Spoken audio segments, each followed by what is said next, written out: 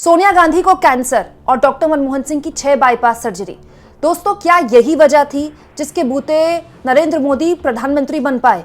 अमूमन इस तरह की बातें कि सोनिया गांधी कैंसर से जूझ रही हैं या जूझी थी वो, इस तरह की बातें दोस्तों राजनीतिक गलियारों में तैरती हैं और हम पत्रकारों को भी ये बात ऑफ द रिकॉर्ड कई बार नेताओं ने बताया, लेकिन क्योंकि ऑन द रिकॉर्ड कभी किसी ने स्वीकार नहीं किया, तो ये पहली बार है कि किसी का ये बोलना न केवल सनसनी पैदा कर रहा है बल्कि सोचने पर मजबूर कर रहा है कि क्या नरेंद्र मोदी का पीएम बनना एक बहुत बड़ी भूल थी और ये भूल कांग्रेस पार्टी द्वारा की गई थी। मणिशंकर अय्यर दोस्तों, ये वो शख्स हैं जो कि खांटी कांग्रेसी तो रहे ही हैं हमेशा और गांधी परिवार के बेहद लॉयलिस्ट हैं, गांधी परिवार के बेहद करीबी।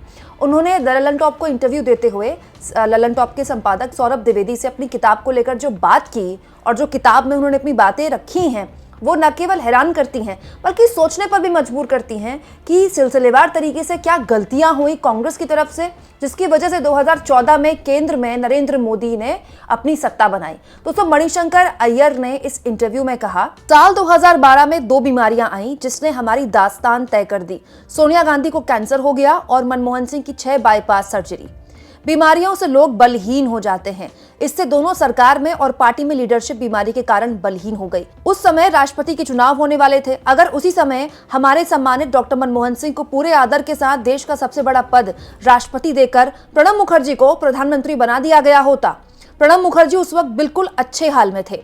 अगर ऐसा होता तो शायद 2014 में जो नतीजे आए, चीजें उससे अलग होती। हम हार जाते, लेकिन जहां हमें 44 सीटें मिली, शायद 144 मिल सकती थी।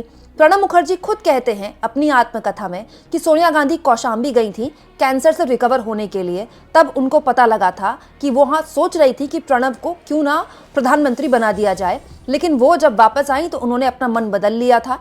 शायद ये मूल कारण था कि मोदी जी प्रधानमंत्री बने। हालांकि इसके बाद सौरभ द्विवेदी सवाल भी पूछते हैं मणिशंकर अय्यर से कि क्या प्रणब मुखर्जी ने अपनी किताब में लिखा है, और प्रणब मुखर्जी ने अपनी आत्मकथा में ये लिखा भी है। सौरभ द्विवेदी ने कोट भी किया कि प्रणब मुखर्जी ने अपनी किताब में लिखा है कि जब कौशाम्बी गई थी रिकवर होने के लिए कैंसर से सोनिया गांधी, तो प्रणब मुखर्जी को एक जानकारी थी कि वो राष्ट्रपति मनमोहन सिंह को बनाया जाए या ना बनाया जाए, इसको लेकर तो सोच रही थी, लेकिन उन्होंने खुद एज्यूम कर लिया कि उनको पीएम बनाने को लेकर शायद सोनिया गांधी सोच रही थी। ये बात मणिशंकर अय्यर ने भी कहा कि मुझे ऐसा लगा।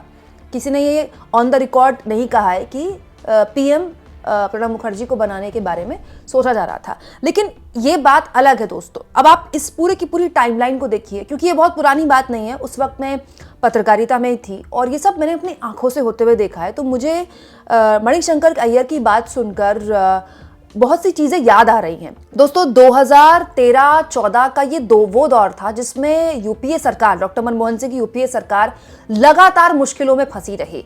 न केवल संगठन के अंदर एक वैक्यूम पैदा हो गया था, बल्कि सरकार को लेकर कहा जाता था पॉलिसी पैरालिसिस का शिकार हो गई है सरकार। और इंटरनेशनल मीडिया के साथ साथ भारत की मीडिया भी खुलेआम इस सरकार को लेकर कुछ भी चला रही थी। याद होगा आपको, उसी वक्त था जब अन्ना का आंदोलन हुआ। अन्ना के आंदोलन में किसको क्या मिला मुझे आपको बताने की जरूरत नहीं है। जब अन्ना का आंदोलन चलता था तब भी आप सोचिए अरविंद केजरीवाल सहित उस वक्त जो आंदोलन में शामिल थे वो खुलेआम लालकृष्ण आडवाणी से मिलने जाते थे। मतलब ये सब कुछ दिख रहा था सबको कि ये जो आंदोलन है उसको संघ का बैक है और बीजेपी का बैक है, लेकिन मीडिया पर एक्चुअली मीडिया का जो मन कर रहा था वो चलाया जा रहा था। और मणिशंकर अय्यर की ये बात इस बात की तस्दीक करती है कि ना तो सरकार में किसी का कंट्रोल था और ना ही संगठन में किसी का कंट्रोल था। यहां मैं इस बात से बिल्कुल इत्तेफाक रखती हूं दोस्तों कि यूपीए 1 का जो दौर था वो बहुत शानदार दौर था। बहुत अच्छी सरकार चली और ये एक सामंजस्य था कि सरकार मनमोहन सिंह चलाएंगे और संगठन सोनिया गांधी चलाएंगी।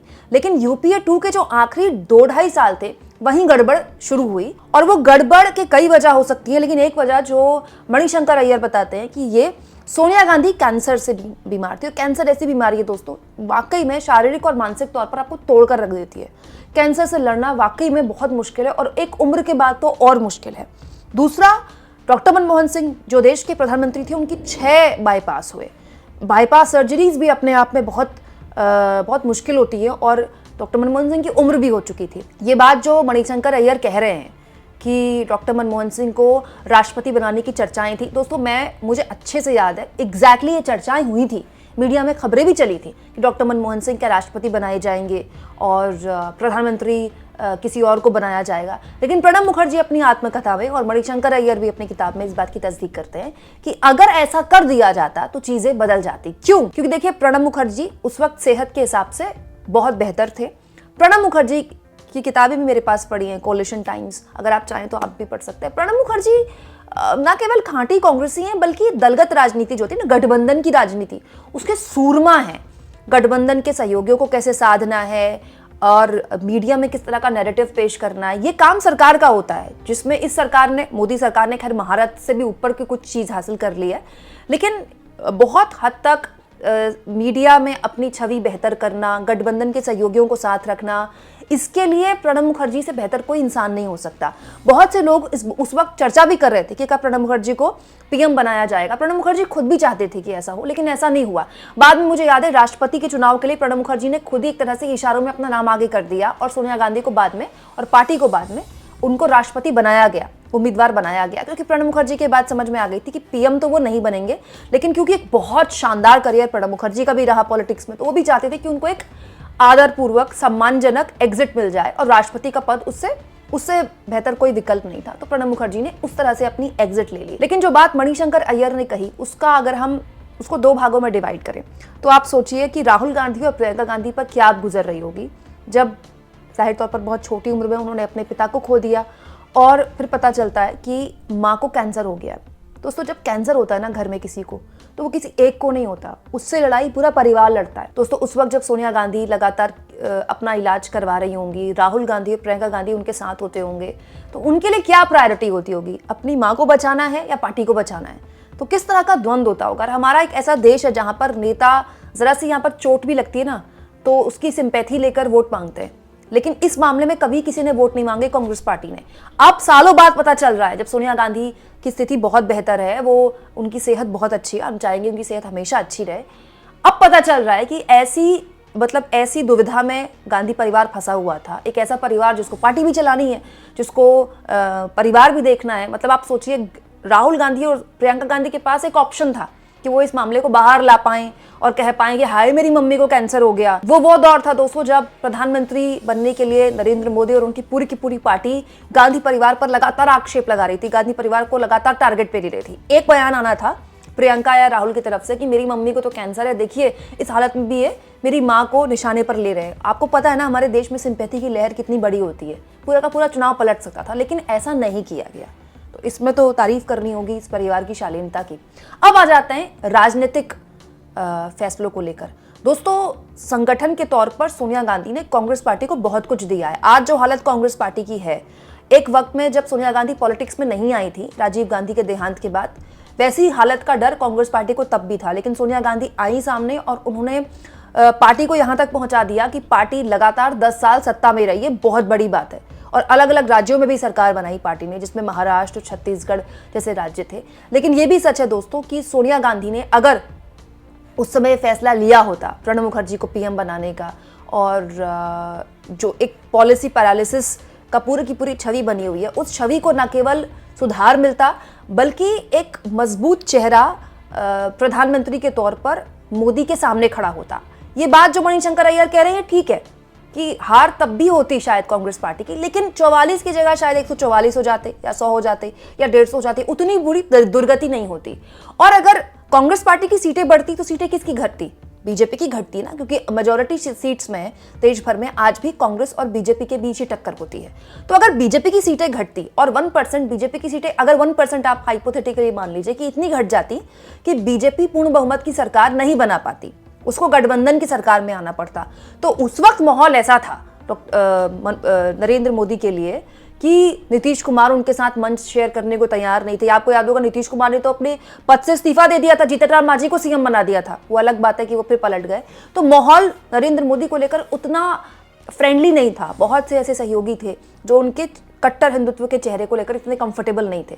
तो हो सकता है कि वो तभी पीएम ना बनते नरेंद्र मोदी, सरकार बीजेपी की बनती, गठबंधन की बनती, कोई और पीएम बनता, बीजेपी का ज्यादा लिबरल चेहरा, गडकरी, राजनाथ सिंह या कोई और, तो स्थितियां अलग होती। तो बहुत से लोग जो दबी जुबान कहते थे कि आज अगर नरेंद्र मोदी पीएम हैं या 2014 में अगर नरेंद्र मोदी पीएम बने तो उसके लिए कांग्रेस पार्टी के वक्त पर ना फैसले लेने की वजह से ही है। और ये जो दिक्कत है दोस्तों कांग्रेस पार्टी में, ये अभी तक ठीक नहीं हुई है। अब बहुत से लोग देखिए मेरी इस बात को लेकर कमेंट बॉक्स में मुझे गालियां बक सकते हैं, लेकिन हम पत्रकार हैं, हमारा काम किसी का साइड लेना नहीं है।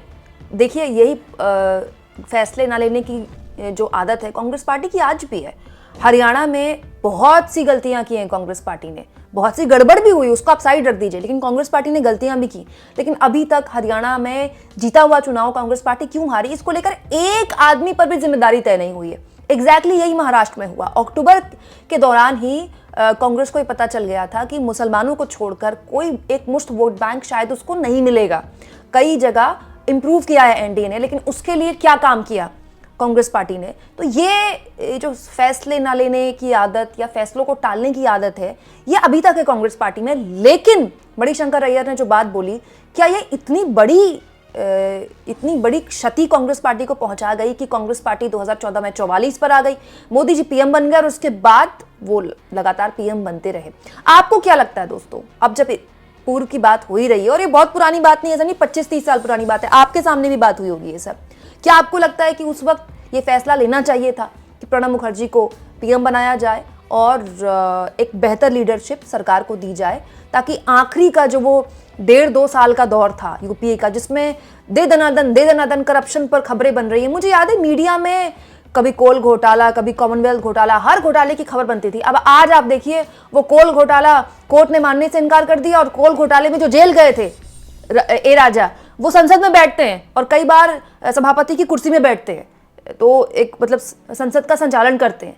तो उस मामले में जो जेल गए वो बरी हो गए, उसके बाद उन्होंने चुनाव लड़ लिया, चुनाव जीत गए, कोर्ट ने भी माना कि ऐसा कोई घोटाला, ये तो अजम्पशन पर था। ये सब क्यों हुआ दोस्तों? क्योंकि कोई लगाम नहीं थी, और वो क्यों नहीं थी उसकी वजह मणिशंकर अय्यर बताते हैं। आपको क्या लगता है दोस्तों, कमेंट बॉक्स में जरूर लिखें, और जितना हो सके चैनल को शेयर करें, सब्सक्राइब करें, और थैंक्स और ज्वाइन के ऑप्शन से अगर आप चाहें तो कुछ आर्थिक मदद भी चैनल की जरूर करें।